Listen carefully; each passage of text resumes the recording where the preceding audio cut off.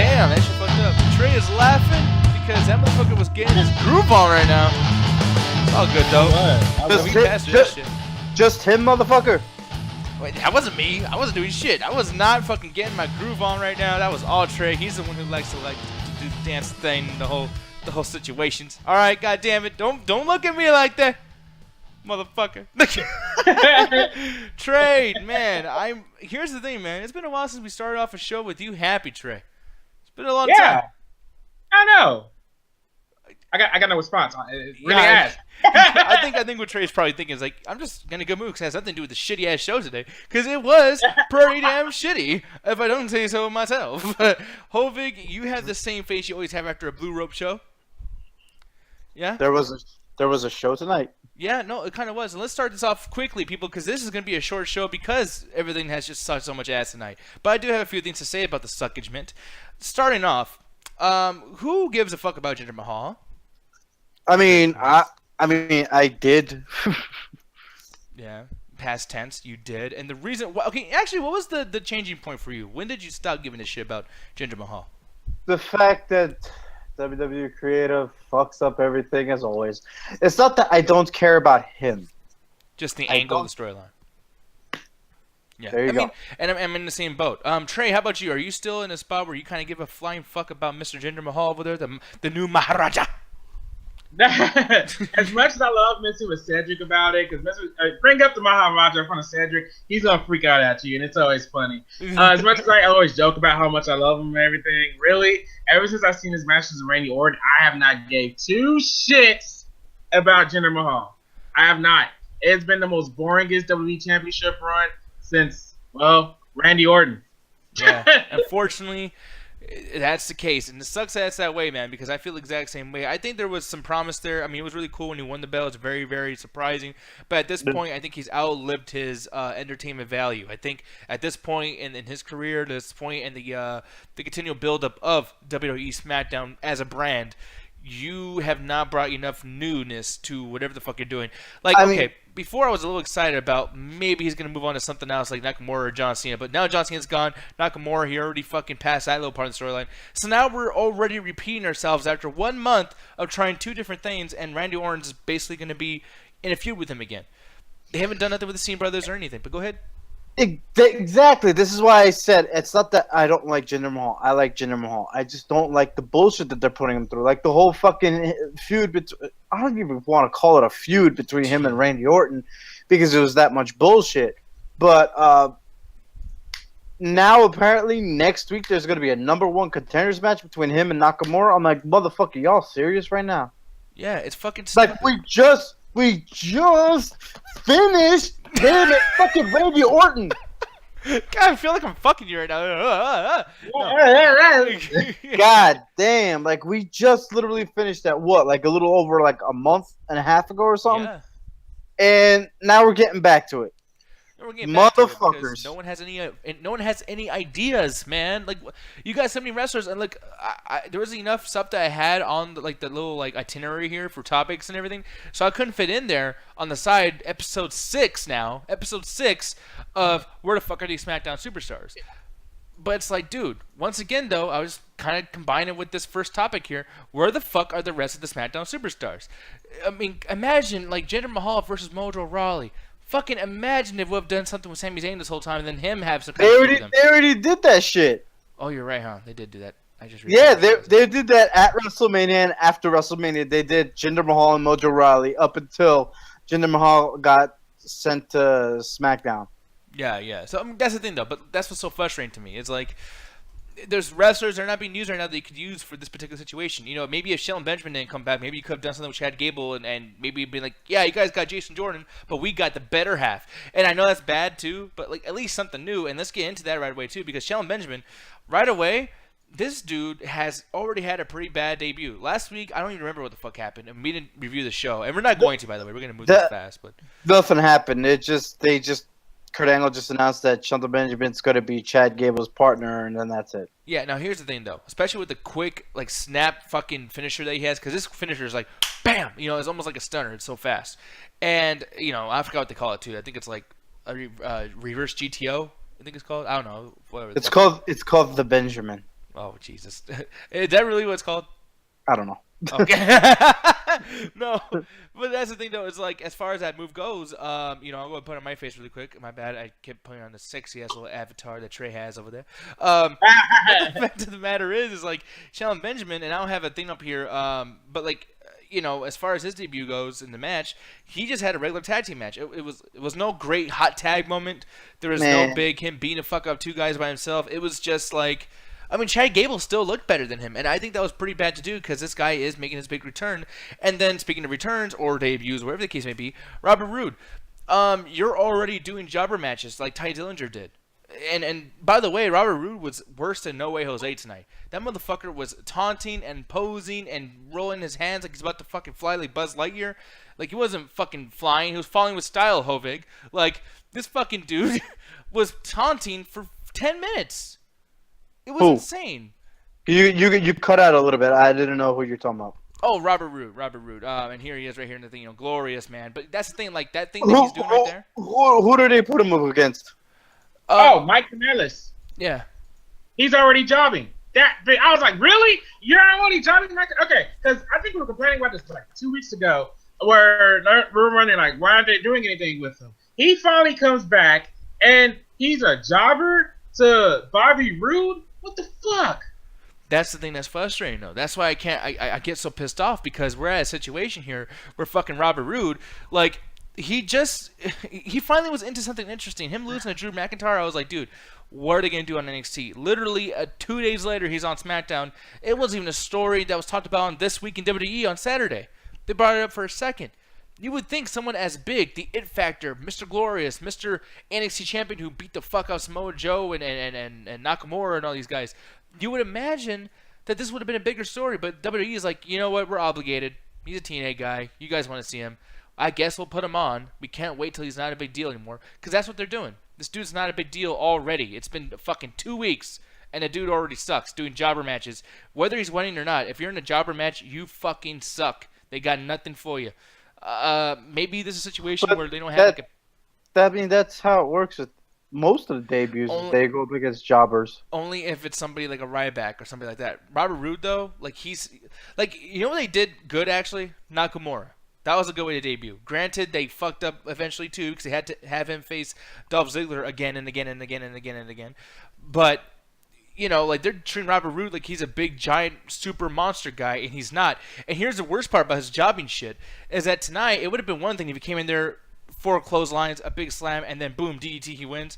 But the dude, that was a long-ass match. I think it had a commercial in the middle.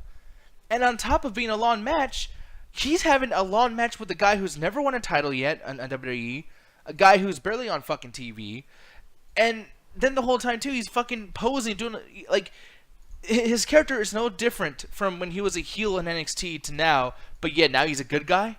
Why is he a good guy? No, I don't think he's a good guy. He's just well liked. That's the thing, and he's just going with it. Yeah, dude, he literally got in the ropes. The match is still, and gets in the ropes and just does this twirly thing with his hands. Oh, glorious, glorious! And the fans are like, woo, and the whole thing, and nothing's happening. Nothing. You would think Maria Kanellis would have distracted the referee, and then Robert Roode spanks her ass, or something like that shows his character. Like he's a womanizer. He sees ass, he grabs it, like something. I don't know, like anything, but nothing at all. This helped no one. Now, Trey, I'm curious, man. I mean, I know you're a fan of NXT, and I know you're a fan of the indie stuff, and of course Robert Roode. What do you feel about his first 2 weeks in WWE SmackDown? The brand. I'm decent. I mean, I'm not, like I said, I'm mad about the Mike Kanellis thing. But other than that, I mean, that's what they do in WWE. Like, when they get a new star or whatever, they have to make people job. Granted, I don't think it's right for Mike Kanellis, because Mike Kanellis just came in not that long ago. And I think before Mike Kanellis, it was Ty Dillinger. I'm just like, it's decent, but at the same time, I wish those people he has been jobbing or has been jobbing for him wouldn't be those people. Like, and it's really hard for me to name who I like. I guess Tyler Breeze and Fandango maybe, but it's just like, man, it's just a shame what they're doing to Ty Dillinger, even tonight with that AJ Styles challenge or whatever, and Mike Kanellis. I'm looking at the chat right now. Red Robot, which this is the guy Raheem from the Double Toes community. Right away he said, like, yeah, gender sucks ass just like Sammy, and modern day Maharaja is 10 times better than Sammy G. So I don't know what Sammy Gonzalez has to do with with this dude at all. But hey, man, he hates him. That's okay. I just noticed you spelled Benjamin wrong. Was that supposed to be the joke? Oh, but no, it's not. Fuck you. Shelton Benjamin. Man, god damn it, shut the fuck up, homie. And it's gonna be on screen the whole time too. There's nothing I can do now, god damn it. But here's the thing though, with sound Benjamin, He can't unlook that shit.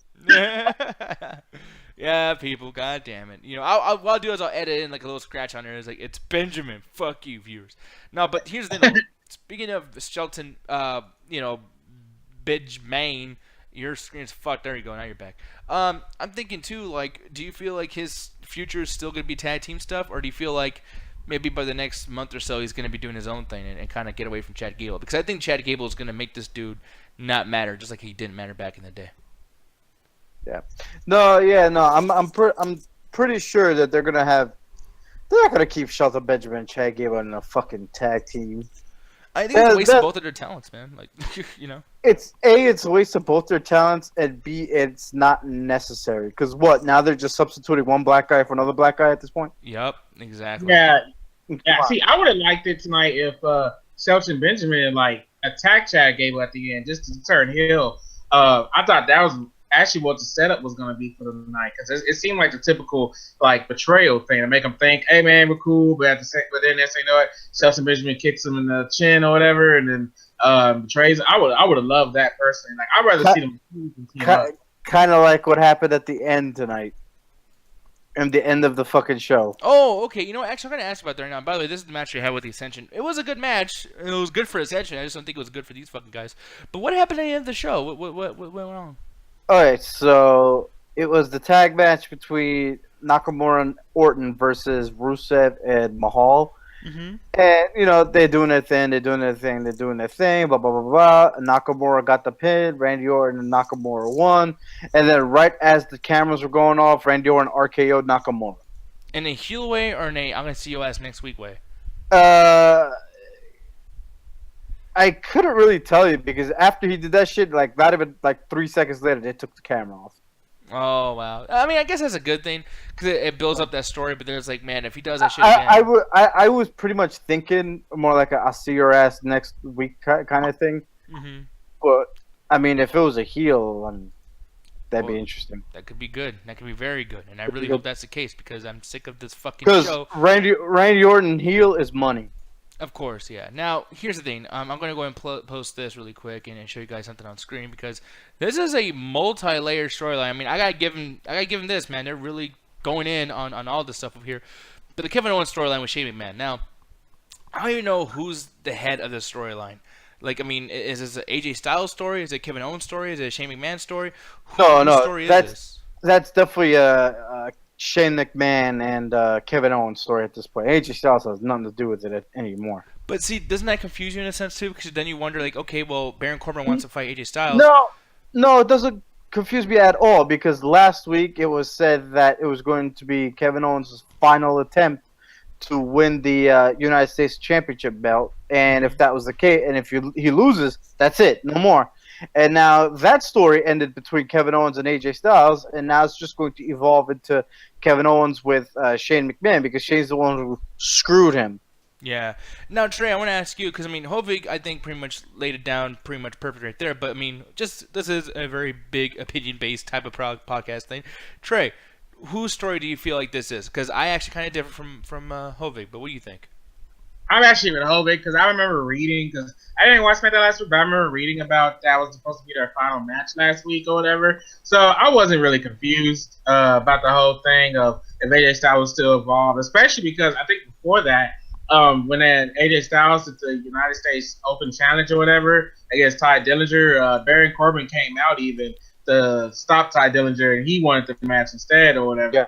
So I mean, so it's already been determined that this is AJ versus Baron, and then Shane McMahon and Kevin Owens got that promo tonight showing it. This is between us two, So I think WWE, they don't always do a good job of separating that, kind of thing and whatever. But I think they did a good job tonight establishing that. Now, see, Not that it was good. Okay, yeah, because this is what I feel. and I mean, you tell me if I'm wrong, but I feel like this is AJ Styles' story. And the reason why I'm saying this is because, and we're not going to talk about this a whole lot because I only saw a piece of it and I got nothing really to add, and it's just not even that big of a deal because he does this all the time. But Dolph Ziggler came out and did this big promo on the crowd and everything. Like, I guess he was backstage or something. He said a bunch of shit. Yeah, no, he was backstage. Yeah, and he was talking a bunch of shit. But the thing is with Dolph Ziggler, though, what I feel as though is people probably feel like AJ Styles, Dolph Ziggler is one of those, like, dream match. Not like a main dream match, but just a match that we do have to see. And they fought before. I'm pretty sure they did in the last year. And I feel like at this point, AJ Styles is doing something where he's probably moving up. Like, he already had his big United States Championship, whatever the fuck it is. Even tonight, he did the U.S. Open Challenge. I'm pretty sure he's going to do this for another month until Dolph Ziggler answers it and then wins the title, and that's his feud. And if you notice, like, Baron Corbin, he has no story. He's just going to bounce off from guy to guy to guy. Shane McMahon and Kevin Owens, I think right now they're doing that just to kind of build a certain angle ready for WrestleMania, because Shane McMahon needs a WrestleMania opponent next year, obviously. I feel like that's going to be Kevin Owens, because he's not going to have nobody to fight either. But with AJ Styles, this dude, like, he's very moldable. He could be on any kind of division. He could fucking be on 205 Live at some point if he really wanted to. And I feel like right now they're just kind of like testing to see who is going to mesh well with him storyline-wise, you know, throughout this entire thing. But, I mean, I see what your point is, too, Hovik. And here's the thing, too, I want to ask you with this, Hovik, is do you feel like... And the reason why I wrote that, Kevin Owens, when he was talking about Shane McMahon in his promo, he kept saying, like, man, Shane McMahon... Like, he kept saying that shit like he did, like, 3 times. So that's the joke. But I want to ask you, though, Hovik, do you really feel like that's going to be an okay match? And do you feel like we should be seeing Shane McMahon get back in the ring? Because I don't, personally. I don't like Shane McMahon getting into the ring.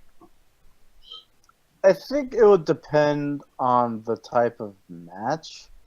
Because, let's be honest, Shane McMahon doesn't have a good match unless it's like a fucking no-holds-barred type of fucking match, you know? Where he could, like, jump off a cage or, like, go use, like, a trash can.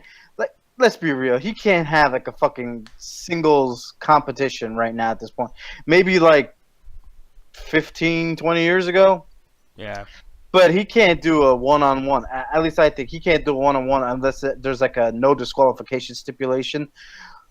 But you also have to think of, I mean, just how far can they go with Shane McMahon, the whole Shane McMahon and Kevin Owens story with the whole Kevin. It's like, how many times does Kevin Owens have to come out and say, Shane, you screwed me? Shane at one point is going to be like, I wasn't even here, motherfucker. What the hell are you talking about? Yeah, You know? exactly. So it's like how many times can they just do that? Like, I honestly think that they should, like, pull the Band-Aid off this really quickly. Mm-hmm. You know what I mean? And, like, maybe let it go for another week or two. Because at this point right now, after that shit that happened tonight between Sami Zayn and Aiden English, when Kevin Owens, like, ripped the damn ref shirt off the ref and he put it on and then jobbed the fuck out of Sami Zayn and had Aiden English win the match. Yeah. And then Shane McMahon was like, oh, yep, that victory to Aiden English, that was stricken off the records, and Sami Zayn did not lose, and as a matter of fact, I'm going to fuck up Kevin Owens for what he did. Matter of fact, I heard he left the building, so good, before I was about to kick his ass out. Yeah, and that's the thing, like, I don't know what's going to happen, man. And Trey, how about you? Like, what's your opinion on the whole Shane McMahon potential of getting back into the ring? His match with AJ Styles at WrestleMania was decent. It wasn't like his best because obviously, like in my opinion, like when Shane McMahon came back, I was crazy because I was like, oh man, he's gonna do that crazy shit. Because oh man, I'm still Shane McMahon, Mark. It might be nostalgia, I'll admit it, you know, because I was a big Shane McMahon person. Like I was still marked out that he's still here, that he's SmackDown GM. Granted, it hasn't been the greatest run, but every time Shane's getting in the ring, I'm excited regardless. So, I mean, I'm pretty sure it would be cool, but I'm starting to be like with Hovik where he said it depends on the match because it might be some crazy shit. Granted, I know you was pressed before, Nick, that you're getting tired of the crazy shit that Shane McMahon did because it's like, to you, it lost its luster. And I guess to me, being a nostalgic person, it hasn't lost its luster to me. That's probably why I was always with the old Hardy Boys doing those deletion things because of the whole nostalgia. Like, even though it was them doing something different, that different you didn't end up liking, but yeah. It was just I'm just for Shane, I guess, and as long as it's gonna be nostalgia, so I can understand why you don't like it anymore, but I'm still for it. Yeah. I mean, I want to see it in the sense like I can't wait to see what Crazy Shade's gonna do, even though I've seen it 1,000 times. But at the same time, storyline wise, I just don't think it makes very much sense, especially when you have so many guys that are not on the roster right now that they should be. They're still getting paid. There's still characters on the fucking roster. They have storyline arcs or story arcs that they could go back and forth between with other wrestlers. Just what the fuck y'all thinking? But I mean, I don't know. It goes back to the whole thing where I'm like, you know what, dude? They need an extra hour, but I guess that's already being taken up for some shit that's already on Raw, which is 205 Live. But I don't know. Now, moving on to the very last thing that we're gonna talk about before we get into our ratings. So if you see right there, imagine that shit if they did extend SmackDown to another hour and then 205 Live. That's 4 fucking hours. that's 4 hours, but at the same time, people usually drop out of the 2 hours of SmackDown because they're like, I'll give a fuck about 205 Live, and I think that'll still happen. You know what I mean? I don't know. It's weird. I mean, it'd be cool if they had 205 Live just be part of a SmackDown and just give the whole Cruiserweight division to SmackDown, and then you have a whole bunch of storylines going on and, have Cruiserweight stuff like right in the middle like how they do on Raw and then leave Raw to just be Raw. But, yeah, no, shit's fucking weird for me. But one thing to bring up really quick is I have this thing at the very bottom here called MVP versus MUP. Now, obviously MVP means most valuable player. MUP means most undervalued player. Most, like, shitty person of the night. So I'm curious what you guys are going to say. Trey, I'm going to let you have it. What's your MVP of the night and your pretty much shittiest guy of the night? I'm confused. I didn't see MVP on SmackDown tonight. Well, if you had to. Anyway, I just had to get that joke out the way. Main event because my TV messed up. I think the only person I really liked tonight was Shelton Benjamin. I actually thought Shelton Benjamin was great tonight. I really did. So I'll probably have to give it to him more than anybody else because I actually enjoyed seeing him in the ring. I mean, it's not my first time seeing him in the ring again because he was in New Japan Pro Wrestling for a while, matches and stuff. So I've seen him in the ring again. So I have to give it to him for that reason. Okay, cool. And how about most undervalued player of the night? Most undervalued player? Or not undervalued, just like unvaluable. That's what I meant to say. Most unvaluable player of the night. All right, the person who sucks? Yeah. that dude, and it's a shame because like I know my Canellas can go because a lot of stuff I see from Ring of Honor and everything. So, but they're treating him like trash, and it's not cool, and it's being seen as such. No honorable mention goes to Ty Dillinger because he's being treated the same way, and he was overhyped going to the main roster, and he's also being treated the same way. So, yeah. Well, who was it though? Because your shit messed up. Oh, Mike Kanellis and honorable mention Ty Dillinger. Okay, cool. Yeah, no, I totally agree with that. And granted, like, yeah, I'm pretty sure Hovig probably would have said the other person too. I'm not sure with Ty Dillinger because I feel the same about Ty Dillinger. But how about you, Hovig? Like, who's your MVP versus MUP? Let's see. I couldn't really tell you because I don't really have. Oh, you know what? Daniel Bryan. He was the most valuable, even though he wasn't on the show. Exactly. Now you're getting it.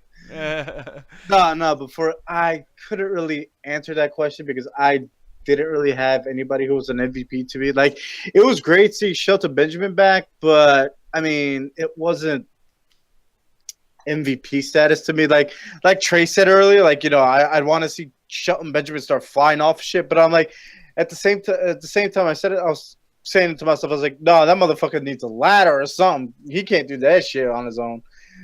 Yeah. But as far as like my MUP, it's the entire roster from tonight. Yeah. I mean, like, for me, if I had to choose one person MVP-wise, if I had to choose one person, I would obviously probably say somebody like fucking... I mean, it's hard. To be honest, I think the closest person that maybe got an MVP for me was Dolph Ziggler because of his promo. That's it. Yeah, but like I'm thinking like value, like not just of like how good they did, but just like what they bring to the table. And I mean, I hate to say it, but Jinder Mahal, I don't like Jinder Mahal personally, but it's like without Jinder Mahal, you would have lost a big promo. You would have lost a lot of shit. Like Randy Orton would have nothing to kind of go against in a way. Same with Nakamura. He did a great backstage segment with Rusev in a way too, which was pretty interesting. He's the only guy who looks like a champion on that whole fucking roster. And he's not too bad of a wrestler. I mean, he's kind of generic and basic, but I mean, fuck, it's a lot better than a lot of the other shit. And now I don't have to worry about Jinder Mahal breaking his fucking leg one day. I don't have to worry about that kind of stuff. So yeah, definitely give him the MVP and MUP of the night. Like, look, Mike Kanellis is bad. Ty Dillinger is bad. They both are fucking awful. But I gotta say, Natalya having a belt now and doing that awful fucking promo and just, like, I'm sorry, but it's been 2 weeks. Bitch, you suck. Get the belt of Naomi. Do something. Man, Get the fuck out of there. I forgot she was even on the show. That was like, so, I swear to God, dude, I forgot she was even the champion until she came up. Carmella's more of a champion, and she's holding a fucking briefcase. Oh, no, you know what? I think all the women suck tonight, dude. Yeah.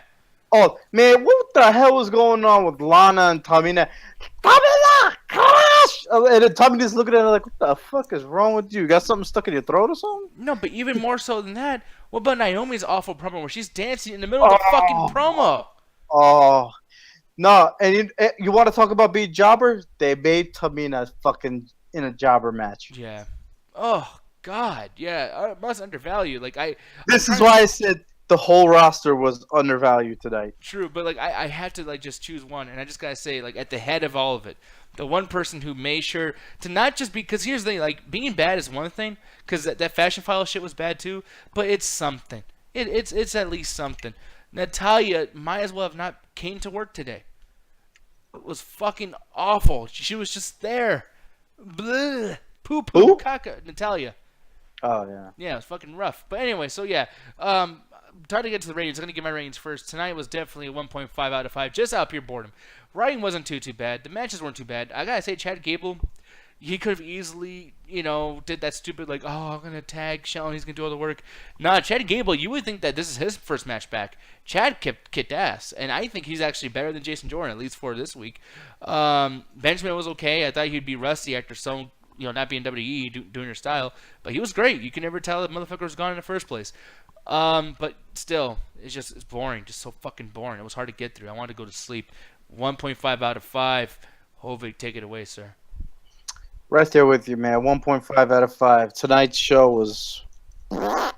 Yeah. Like, there was... Man, I was on my phone 70% of the time playing, like, some fucking Disney Monopoly game and shit. I was like, I'm fucking losing, man. This is actually getting me more pissed off than this goddamn show. I was like, I gotta beat this shit. But yeah, man. There was like not even okay. Maybe the tag match with Chad Gable and them was like decent, but there was like nothing on this whole fucking show that I was like invested with. You know what I mean? At least last night on Raw, there was some things I was like, oh shit, like I was like paying attention to. Like I was like, because normally I'm on my phone the whole time, but if something's on the screen and it caught my attention, I was like, okay, I'm watching. You got my attention. It's like nothing tonight. Nothing. Like you mentioned Natty, I was like, oh fuck, I forgot she was even on the show. And I remember it was backstage when Carmella was yelling at fucking James Ellsworth about the whole thing. And then you mentioned Naomi. I'm like, oh yeah, the green bitch, she's back. Yeah. I don't, man. But no, fuck that, man. This gets a fucking 0.5 out of 5. And before we continue on to Trey's review and everything, too, because I'm going to ask you. I wish this was alcohol in here. But the thing is, we brought up something in the comment section of our last video. Bob Blob, actually, Cedric, he brought this up, and Trey was talking about this as well. But his big gripe about the Roman Reigns and Cena thing last night, about the No Mercy thing, is like, yeah, it should have been a big 4 pay-per-view. Like they're just kind of like doing that way too out of nowhere. And I gotta ask you too, Trey, when it comes to this, because we'll talk about this, and you can probably talk about this as you're doing the review and everything. But I feel like they're doing the exact same thing with this Randy Orton Nakamura shit. Like, look, I go back and I watch a lot of the Monday Night Wars episodes on WWE Network, and I like to watch WCW Rise and Fall of WCW and all that shit. And it's like when I watch those, they always say, oh, man, really? Fucking security things off. Hopefully no one's trying to kill me right now, people. Anyways.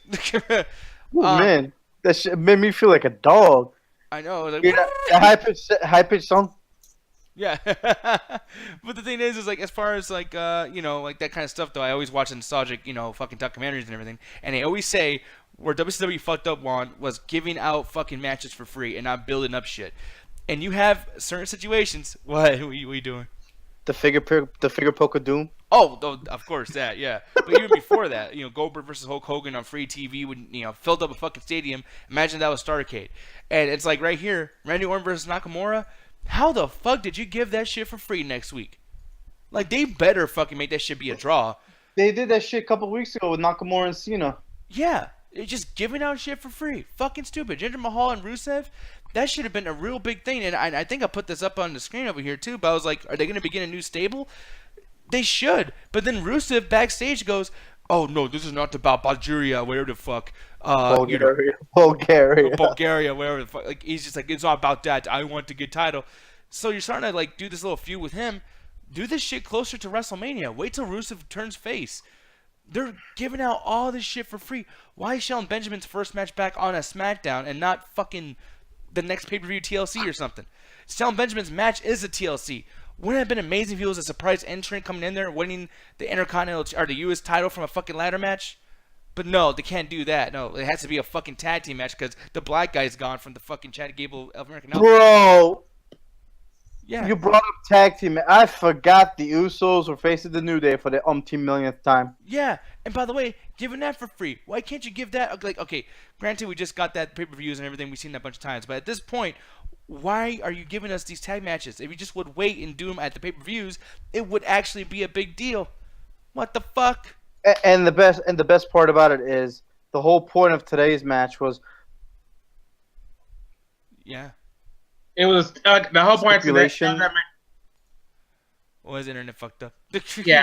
Your internet's fucking up, Hovic, so. Yeah, I know. I know. But yeah, the whole point of tonight's match was the winner gets to choose the stipulation for the next tag titles. But I was like, how many God, there's more than 2 fucking tag teams on the whole goddamn show, man.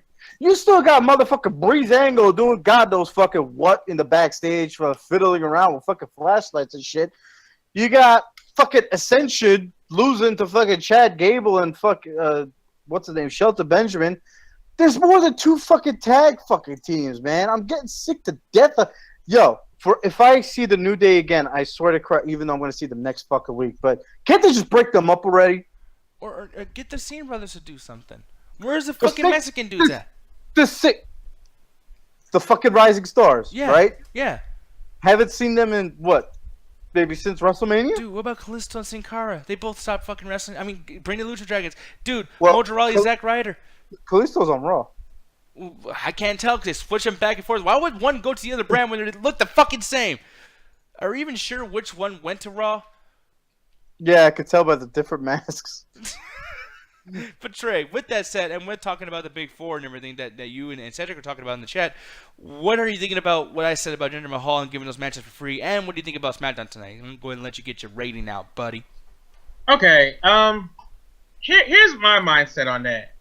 WWE at this point in time, like I said, I always go back to that Vince McMahon documentary, McMahon, where like a lot of people said that he needed to have competition again, right? Like within his own brand or whatever. Yeah. And that kind of fell off for a while, when the brand draft stopped or whatever. But now it's back. But the thing is, I feel like WWE's not the same as it was back in the Attitude Era. Like even those Raws and SmackDowns in the past, they still put on good matches. Granted, there was some cringy segments back then, but there was still some good matches. Nowadays, WWE has to hype up the main stars for this big fight feel for Raw and SmackDown. And I don't think that's the right thing to do. I mean, it's unfortunate that's where they are now. Like, they really backed themselves in the corner where they had to hype up the main stars going after each other the way they do. John Cena and Nakamura, they called that a dream match or whatever. AJ Styles and John Cena, they put that on Money in the Bank instead of that should have been a WrestleMania match. Granted, yeah, those matches was fantastic, but it should have been at WrestleMania. Like, it just feels weird that they have to do this whole main event thing just to sell the pay-per-view, because the pay-per-views probably aren't selling as much as they were back in the day.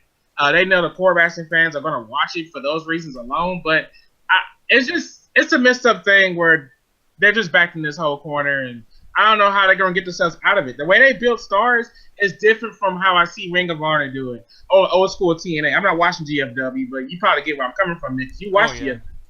New Japan Pro Wrestling. New Japan Pro Wrestling, everything I've watched was like a big fight feel because it's like they actually hype not only they hype their characters up, they get a chance. I mean, of course, they got like 5-6 hours to get a chance compared to WWE, but still, they get a chance. We get to know the superstars, we get to know their styles, and we get to know the characters. Like, that's why I love the Bullet Club, because I've watched all their matches pretty much, and it's like I've invested myself in that. I mean, it's weird seeing how WWE does things. It's like the indie wrestlers do that old school booking compared to WWE, who really back themselves in the corner. Yeah, no, they really have. And that's the thing, too. Like, I mean, you mentioned earlier the McMahon DVD thing about having, like, some kind of fucking, like, you know, competition. And, I mean, like, I get that. I think he needs competition as well. But at the same time, it's like, you know, certain movies don't, certain TV shows don't. Sometimes you just gotta tell a fucking story. And I don't think people. It's easy to say it's Vince McMahon's fault, but at the same time, like, there's writers that are doing this shit, and it's like you can do something. You can make something good out of complete shit, man. You know what I mean? Like, you've seen that done before, Trey. You know what I mean? You've seen where, like what's something that was really, really bad? The Gold Dust thing. Like, the character is the dumbest fucking thing ever, and Dustin made that shit great. My stream's fucking up. What the fuck happened? Okay, everything's cool. But yeah, man, it's just like he made that shit cool. The alliance thing was pretty fucking stupid, but yet they found a way to kind of like just work with it. Many times that's happened, and it's just now it's not. It's just lazy, and I don't think it's Vince, man. I think it's people that are really doing these two shows. It's rough. It really does suck. You know, maybe it's Brian Armstrong, Road Dogg. Fuck you, BG James. You know. But yeah, man. But no. What would you rate the show though, man? 0 out of 5. You guys pretty much took the words out of my mouth. I just did not care about anything on this show. There's a reason why I'm not Team Blue anymore. There's a reason why I retired the blue shirt at the end of WrestleMania. It's stupid. Everything was pretty stupid. Like, the only thing I really liked was seeing Shelton Benjamin again, seeing him in the WWE environment. That was cool. Other than that, I didn't care about anything else. It was just dumb. 0 out of 5. 0 out of 5, man. And I didn't think that you'd give us a worse rating than fucking what me and Hovig did. But at the same time, it's like, I do not blame you whatsoever. But people, tomorrow night is the midweek chat tag, 7:30 CST. And Trey, do you want to tell these people what you're going to be doing for the anime night, son? Yes, sir. So anime night will be viewer's choice, meaning that we're probably going to set up a rabbit and get a straw poll ready and let you guys vote for whatever anime you guys want to watch. So join us tomorrow after the midweek chat attack. Oh, yes, sir. And then also, people, make sure to watch Friday. Look for certain things that's going to happen around the YouTube channel because things are going to be a little bit different. I even put up a highlight video of the whole Defenders spoiler talk. I did a little different things with that. Lots of things are going to be changing. Maybe even the logo. We never know. But lots of things are going to be changing this week. And Friday is definitely MCA Plus. So make sure to keep it locked on the Midnight Chat Attack YouTube channel. There's only one thing left to do, Mr. Trey Cooper, Pooper, Scooper. Okay, there's only one thing left to do, son. Yes, 3, sir. 2, 1. Attack the motherfucking chat. Ooh, WrestleMania 2. Pretty good show. Actually, I like wrestling. Fuck SummerSlam. Fuck Sammy Star. Shouldn't have done that shit to Rosemary. And that's all I got. Fuck SmackDown. Fuck SmackDown this fucking week. Fuck SmackDown last week. I don't even know if we're still on the air. Oh, we are. We talking smack. God, yeah, we talking, man. Fuck talking, man. God